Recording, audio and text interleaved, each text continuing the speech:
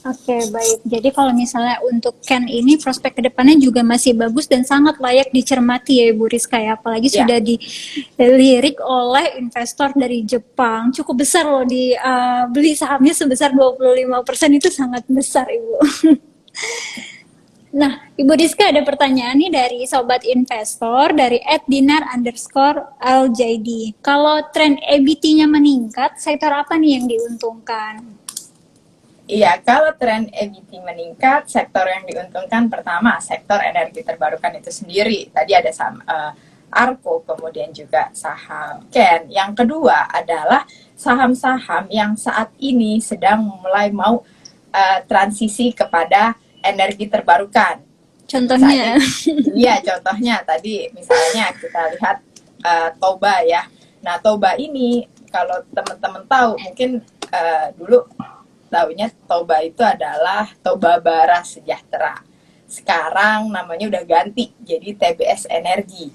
Ini kan pure di mana dulunya ini sebelumnya benar-benar bisnisnya hanya batu bara, mulai dari penjualan batu bara, terus kemudian juga kontraktor penkontraktor konstruksi di batu bara juga. Jadi pure batu bara, tapi saat ini Toba ini sudah mulai melakukan pergeseran atau transisi dari yang sebelumnya pure batu bara sekarang fokus ke energi. Ini dimulai dilakukan itu pada tahun 2016. Jadi ini lebih cepat startnya dibandingin dengan emiten-emiten lain. Jadi kita bisa juga perhatikan untuk Toba karena Toba ini diversifikasi ke usaha kelistrikannya dimulai tahun 2016. Kemudian juga mereka saat ini sedang fokus pengembangan utamanya terhadap bisnis hijau dan bisnis energi bersih.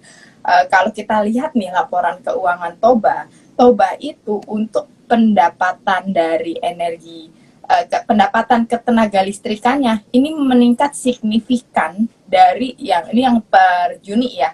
Per Juni sebelumnya ada di 4 juta US dollar, sekarang di 24 juta US dollar. Artinya Artinya apa? Di sini sudah mulai terus tumbuh nih dari sisi kontribusi dari pendapatan ketenaga listrikan.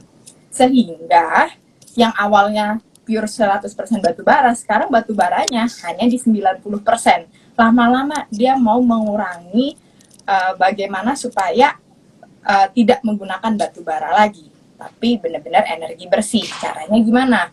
Mereka ini mau melakukan sebuah inovasi di mana nanti mendaur ulang pendapatannya mereka dari bisnis ini yang saat ini berjalan dari hasil yang didapatkan dari batu bara, kemudian keuntungan penjualan batu baranya ini diinvestasikan kembali ke pembangkit listrik dan PLTU, kemudian di recycle ke bisnis hijau di masa depan. Kira-kira seperti itu, Mbak Nadine. oke, Kemudian baik. emiten lain juga kita bisa lihat Adaro gitu. Kemudian United Tractor yang udah mulai. Kalau Adoro sendiri pun juga sudah mempersiapkannya ya Bu Rizka ya. Ya, Karena kan salah satu perusahaan yang sangat besar untuk batu bara tuh Adaro juga. iya betul. Adaro juga sudah mempersiapkan hal tersebut dari beberapa tahun sebelumnya untuk masuk ke energi bersih.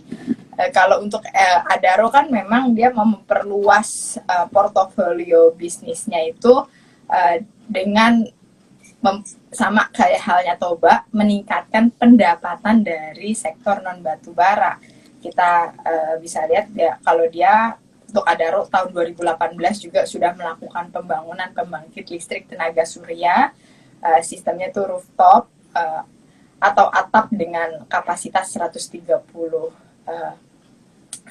KWP di Klanis Kalimantan Tengah gitu. Jadi saya lihat bahwa Adaro memang Adaro Toba sudah mempersiapkan di awal untuk jangka panjang. Ini cukup bagus juga kita koleksi karena sudah melakukan diversifikasi bisnis. Oke, baik. Soalnya kan Bu Rizka, sobat investor ini kayak rada-rada mulai panik nih yang mengoleksi portofolionya batu bara. Jadi gimana nih? Banyak pertanyaan masuk. Prospeknya ke depan masih bisa di keep nggak? Ya, dan ternyata ada kabar gembira bahwa mereka pun sudah mulai transisi pelan-pelan ya Bu Rizka ya. Ya. Ya. Nah, Ibu ada pertanyaan selanjutnya dari Ed Incipto. Nah, ini mengenai batu baranya. Kalau nasib sektor batu bara aman nggak di hold jangka panjang? Karena ada isu mau dipensiunkan. Iya betul, memang batu bara tadi kan targetnya 2030 nih udah beralih transisi energi, tapi juga memang kita sadari bahwa ini nggak semudah itu kita langsung transisi energi ke energi baru terbarukan ya. Eh, Sehingga ini memerlukan waktu.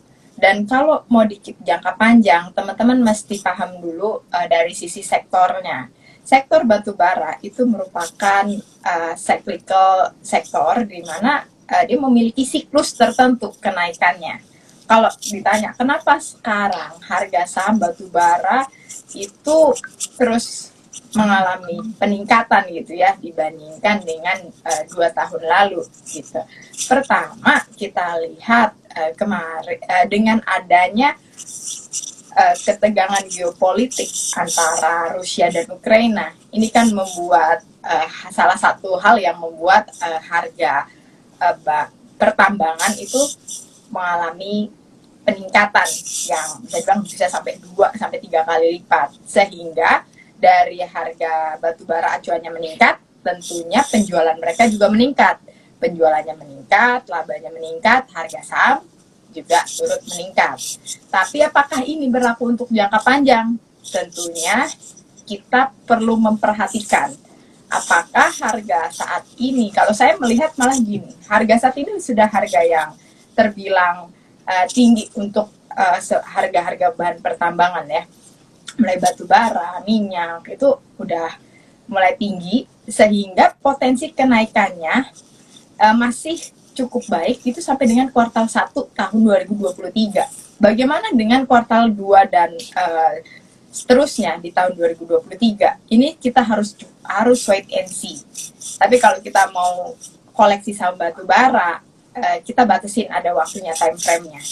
Dan kita lihat lagi alokasi ke saham-saham yang sektoralnya cukup mendukung di tengah fundamental ekonomi Indonesia yang sudah membaik. Oke, baik. Nah, tapi kan Bu, di sisi lain nih, dengan isu batu bara yang mau dipensiunkan tadi ya, dengan rencananya, kita sempat membahas beberapa lalu tim IDX Channel bahwa sektor batu bara ini akan trending nih sampai akhir tahun ini. Kalau itu bagaimana nih pendapatnya Ibu Rizka? Iya, sektor batubara memang masih akan trending sampai akhir tahun ini. Tadi seperti yang saya sampaikan bahwa kita lihat sampai kuartal pertama. Kenapa sampai akhir tahun ini? Karena harganya saat ini juga masih cukup baik, dan ini kan otomatis masing-masing emiten yang memiliki bisnis batubara diuntungkan dengan kenaikan batubara sendiri. Dan juga kita bisa lihat dari mereka kan menggunakan sistem kontrak. Dengan adanya sistem kontrak ini tentunya harga batu baranya masih terjaga gitu ya. Dan kita juga bisa lihat bahwa pertama dari sisi negara-negara maju itu masih membutuhkan batu bara yang cukup besar. Seperti halnya saat ini Australia dengan dilandanya La Nina, mereka meminta untuk pasokan batu baranya dia mau impor batu bara lebih banyak lagi. Kemudian di China, Jepang itu juga demikian, karena sejauh ini kan memang secara keseluruhan G20 itu mau menggalakkan energi baru terbarukan, tapi ini dalam proses transisi. Sektor batu baranya ya masih cukup diuntungkan karena mereka belum sepenuhnya, dan memang belum ada negara yang sepenuhnya menggunakan energi baru terbarukan tadi. Ini baru hanya sebagian negara, dan itu juga persentasenya belum terlalu signifikan. Kira-kira gitu Mbak Nadine. Oke, baik. Jadi seperti tadi ada salah satu perusahaan atau saham emiten yang kita bahas, bahwasanya 90% mereka masih memproduksi ataupun menggunakan batu bara sebagai laba untuk meningkatkan perusahaannya ya Ibu Rizka ya. Iya. Nah, Ibu terakhir nih boleh dong minta tips dan trik bagi para investor yang berniat menambah portofolionya dengan saham emiten sektor EBT. Iya, untuk teman-teman di sini yang mau menambah saham di sektor EBT, perhatikan dari sisi kenaikan harga sahamnya. Tetap, walaupun misalnya ini adalah bagus dalam jangka panjang, tapi harga saat ini wajar atau enggak? Bagaimana valuasinya? Cara mudah melihat valuasi itu kita bisa melihat dari saham-saham di sektor yang sama. Kemudian kita bisa melihat berapa sih PI-nya, berapa PBV-nya. Itu paling gampangnya ya. Kemudian yang kedua, kita lihat prospeknya. Ini bisnisnya ke depan akan menjalankan bisnis apa saja, berapa banyak dia punya, misalnya kita bilang target, mau target penambahan PLTSK, terus atau penambahan proyek lainnya nih, atau ada investor yang masuk, itu akan mempengaruhi terhadap harga saham emiten itu sendiri. Kenapa ada emiten masuk, harga sahamnya langsung naik? Ya kita bisa lihat dengan adanya investor masuk, mereka jadi lebih cepat ekspansinya. Dengan mereka bisa lebih cepat ekspansi, tentunya laba yang didapatkan dari emiten juga kan ini proyeksinya bisa jadi lebih cepat. Gitu. Kemudian juga perlu diperhatikan, jangan kalau kita bisa bilang adalah kan jangan taruh telur dalam satu keranjang gitu ya. Jadi tolong diperhatikan, kita tetap melakukan diversifikasi. Saat ini ada energi baru terbarukan, itu juga jangan sepenuhnya semua uang kita dimasukkan di dalam sana. Tetap lakukan diversifikasi terhadap saham-saham, boleh nih saham batubara, dan alokasi itu juga penting. Selain itu, kita juga mesti kenali diri kita sendiri.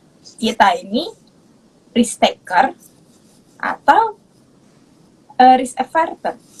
Jadi kita ini berani nggak sih untuk ambil risiko yang tinggi ketika harga sahamnya turun signifikan? Karena kalau misalkan kita beli di atas, bisa jadi naik lebih tinggi, bisa jadi turun juga lebih dalam. Kenapa?